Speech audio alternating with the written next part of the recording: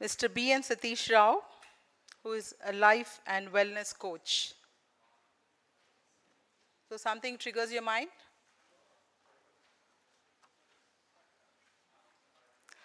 In 2010, Satish, yes, you can sign it today. No, yesterday you have already signed, right? For day two, yes, only for day two. Yes, that's right. Yes, I would require your attention, please. In 2010, Satish had his corporate life edu and trained to become, he bit his corporate life edu and trained to become a professional coach with one of the leading life coaching institute in the world, Symbiosis Life Coaching, affiliated to Certified Coaches Alliance. From the get-go, he loved life coaching and further training in NLP to the master practitioner level, cemented by belief that he had found his niche in life. Prior to becoming a full-time professional life coach in 2010, Satish spent more than a decade in sales and operations. His last assignment was as head of operations of a large delivery center based out of Bangalore. Welcome, Satish.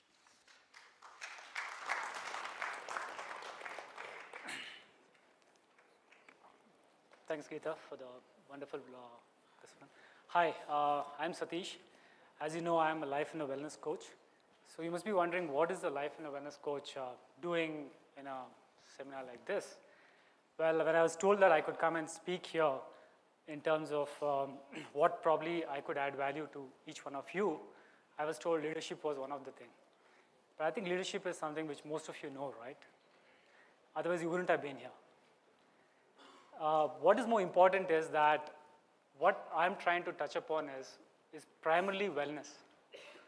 How many of you think wellness is more important to get to the top in your respective corporate ladder? Yeah, it's almost 90%, right? It's a no-brainer. The reason is because now wellness is not just about physical well-being. It's a lot to do with the emotional part also. You agree with me? The emotional part is critical because it's how you represent the data and how you internalize the whole thing and how you take it forward with your respective teams. I was having a talk with a few of them, and one of the most thing which came up was how do you manage people and how do you manage situations at work? Now, I think most of you would have got trained in your respective fields, but what I'm trying to touch upon here is, slide seems to be running away. Okay, I'll basically start off with the health tips. What is most important is how healthy each one of you can be when you go up the corporate ladder.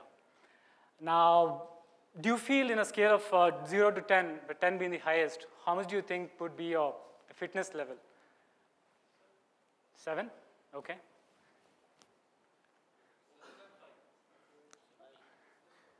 8? What about the ladies? The ladies are few, but still you can voice out. What about you, madam? How much do you think? 3? Okay. So if your probably respective key areas were at that rate, how would you kind of do at work? Sorry? Correct. So the thing here is, the reason why I'm touching upon this is I work with a lot of CIOs, CTOs, and CEOs. The problem is when they get there, they would have missed out on all these things. And to stay at the top, they need to be at the peak of the physical and emotional condition. Now that's when they come to me, so that's when I get business. That's besides the point. But here it's easier for you because you're climbing up the ladder. If you're conscious about the fact that you could take care of certain things and probably get there and also enjoy the ride. Now getting there is another thing, but staying at the top is another thing, right? So what I'm going to do is I'm going to just touch upon certain areas where you feel, see, it'll be more interactive. Please feel free to ask me questions. I got a 1-hour slot, mind you, so I need to quickly wind it up. But nevertheless, basically, I'm going to touch upon few key areas where I do a lot of seminars in the corporate world. I do a lot of talks. So I'm going to touch upon is the health aspect. Now, what do you think, health is something which is stopping each one of you from getting to the top? Can any of you answer? I mean, okay. What about stress management? It's all part of the job, right? If probably some of you are the CIO in the next 6 months, 1 year, stress, you're going to wear a badge called stress and walk around. Right? No, it doesn't have to be that way. In fact, you can actually go there and also ensure that you manage each one of that if you just know how to get there and manage it. I mean, are you with me? Yeah, I know lunch is over, but it's almost, I think Raji also finished. It's now the next slot. So let me quickly get on with it in terms of what in healthy way, what you can probably focus on health. What do you think are the 3 core areas of health? I'll narrow down and I'll go down to 3 areas where you can focus on your health. Come again, please. Yep. It's like, if you've probably seen the video cams running, it's got the tripods, right? It's standing on those things. If one of it loses its balance, what happens to the camera? It falls. Same thing goes with, with your health. It's very simple. See, I'm not going to complicate it.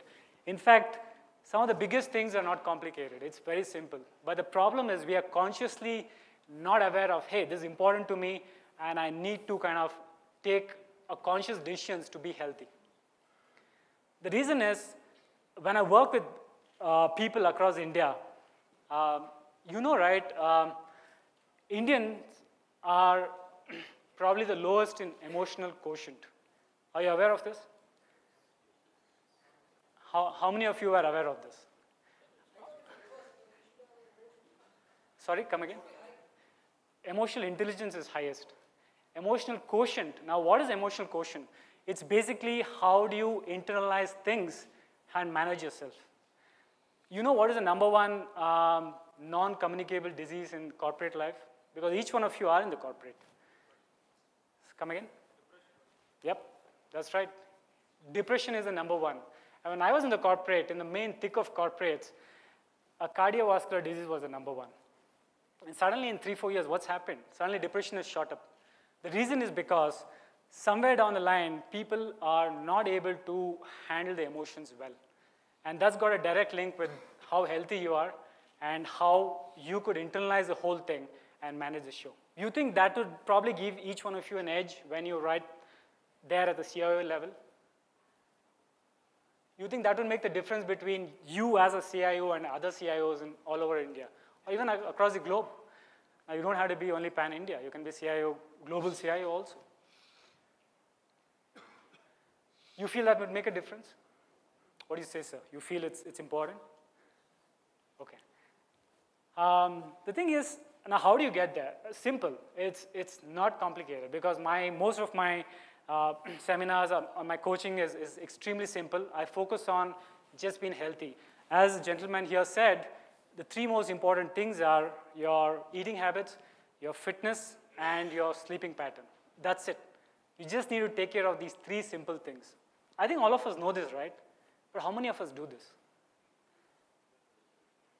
All of us know that we need to be healthy, we need to work hard, and we need to just sleep on time. But how many of us look at the iPad or Blackberries or whatever just before going to sleep and skimp on the sleep pattern? Surprising, no one. I mean, no hands came up. Oh, very good. Don't worry, that's not getting recorded. So coming back here, now it's very simple. Now where I come across is, see, I'll get to the crux of the situation here because we are running short of time already. The crux is basically your food habits and your sleep pattern and your general exercise. Now, I'll come to the part of the exercise last. When it comes to the fact of food pattern, I see a lot of them begin their day without having breakfast. How many of you have fallen in the trap? They don't have the breakfast. They basically, what they do is they run the whole process. They rush to work, their drive time is more, or they're flying time zones. Somewhere they feel that, hey, you know what, not having breakfast is okay. that's the most important thing. The most important factor is, because what happens is, if you try to run the whole system empty, it catches up on you at some point of time. And usually what I've seen in my career as a coach, when you're hitting about 40, 45, that's when, actually it catches up. And that's exactly where you guys will be going when you're at the top at CIO level or just about that. When you're knocking the doors of CIO, obviously you need to be healthy, right? And usually it's one area where I feel is most of them. I mean, I'm talking from experience, my own experience. In fact, at one time I was very much like most of you, and I was in the corporate, unhealthy lifestyle. I was doing all these things, but then I realized that something needs to get. I need to fix this fast. So what I did was I started focusing on my own health. And right now, probably if somebody has seen me before, I probably look a decade younger. And it's no rocket science. It's as simple as that. Coming back to here is breakfast, and I feel the three most thing is, the second one is a lot of them end up eating a lot heavy dinner. Just ensure that 2 hours before you wind up, have your last meal of the day.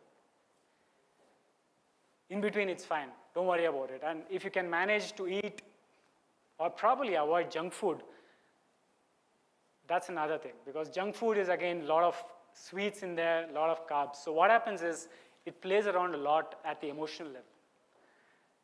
A lot of sugar. Right? Sugar is the most addictive thing than any other chemical in the world. Each of us, on an average, have about 20, 25 spoons of sugar in a day, either directly or indirectly. How many soft drinks probably you have in a day or in a week? At least about a couple of them? Yeah. So, come again? Yeah. Okay. So, yeah, I like that, just hard drinks. Okay. So the thing here is, what I'm trying to tell you here is, especially the men here and the women, of course, it's important that each one of you just focus on the basics. I think most of us, where I realize is they don't do the basics right. Somewhere when they get on the top, they tend to forget the basics. I mean, we know that when we were young at school or college days, we're always told that, hey, you know what, don't go to school without having breakfast. Or, eat your lunch at whatever lunch hour. But then here what happens, because of the stress and because of the amount of work which is happening on and we are connected, we tend to miss out on those things. I mean, I'm part of it. I was in board meetings and I was running different meetings, parallel meetings. The last thing I said, it's okay, I don't mind probably lunch. I'll give it away. Now what happened was, I ended up compromising a lot on my own health.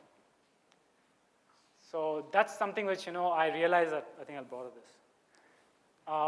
I realized that each one of you, if you can just keep your basics right, in terms of sleep pattern, in terms of your food habits, and you will get there. There's no absolute, do you think any of you feel it's difficult? Come again, please. No, you need to be a little louder. Why do you say it's difficult? Correct. If you're driving your car, if there's no fuel, what do you do? If you know it's already the empty thing is beeping red, what do you do? Surprising. Not many do that. Come on, when we park a car, we tell the attendant, hey, take care of that. We're so materialistically inclined towards things. But when it comes to our body, we tend to push it. We are running empty. We don't have sleep, and we tend to push it. Our body is extremely agile. Somewhere down the line, it adapts to the whole situation. So what happens here is, if you can follow the basics, now it's better to ensure that you don't get there in that particular slot, rather than get to the slot and say, hey, you know what, I'm not able to handling, let me look at a life coach. So the idea here is, if you can get there to the top in your respective work and ensure that each one of you are absolutely emotionally and physically fit, I think that makes a big difference. Now, a couple of you were saying it's difficult. Do you really think it's difficult? Come again, please. Mind you, I work with a lot of CIOs and CTOs. Some of them, I can't name them because I signed a non-disclosure agreement with them. Others I would have allowed to because they do a lot more bigger things than nothing. And believe me, they realize that, hey, you know what? Somewhere we are missing out on doing the basics. And I just teach them the basics, as simple as that. And I get paid for that. Nice job, right? I'll tell you what, see, there's something called as a conscious mind and a subconscious mind. I think all of you are aware, right? Each one of you have got your respective phones. That is, which phone do you have, sir? BlackBerry. And some of you got an Apple phone. Now, each one of them run on a different operating system, right? Now, that operating system is what is our subconscious mind. Now, the gentleman who said, I'm sorry, I didn't get your name. But Sunil told, hey, come on, it's difficult. We are like hard pressed for time. We work for 12 hours. We travel for 4 hours. If you're in Bangalore, yeah, you travel for over 4 hours at least. Even though the distance is hardly 10 kilometers, but still you end up traveling so much. But where is the time to be healthy? Where is the time to take care of this? But you know what? You take care of this, other aspects will take care of itself. When extremely agile here in your physical and your emotional well-being, all the other aspects of managing people, interdepartment issues, and pushing yourself through everything and managing deadlines, believe me, it'll be that much more easier. I'm not talking here, I'm talking here with experience because I was very much a part of your tribe earlier. But then I'm on the other side of the thing. I'm trying to help people. I'm trying to work with people in terms of making them more agile, both at the top, that's the emotional level, and at the physical level. Now, if you're conscious about it in terms of, hey, you know what, I need to be healthy, and I need to probably take care of my own well-being, you'll start focusing on the aspects of eating healthy, sleeping on time, and just doing a little bit of exercise. How many of you regularly exercise here? One. Yeah, it's sad, right? Less than 10%. But how many of you want to regularly exercise? Geez, that's 110%. How is it possible? Okay. The thing here is you don't need time to go to the gym or play golf. Yeah, golf is different. When you get to the CIO level, it's different. You don't need time. You don't need to make time to go to the probably gym or any other kind of thing. It's as simple as that. You can be fit just by doing simple things at work. And that's what exactly I do. I work with people who are as hard-pressed for time as each one of you, and I make them be healthy, probably ensure that they get on a little more physical activity on a daily job roles. Can any of you explain how your job role is? More sedentary, sitting in meetings after meetings after meetings, or video conference, or how is it? Is it any different?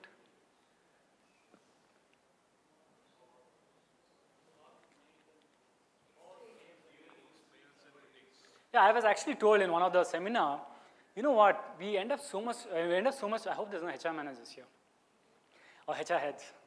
We end up spending so much time in meetings that we don't have time to actually implement that in our respective operations. Yeah. You know what, and all these meetings usually never happens where you stand and talk. You always end up sitting. And the least you could do is, when I work with people is, hey, you know what, to be physically more active, you just need to be on your feet, as simple as that.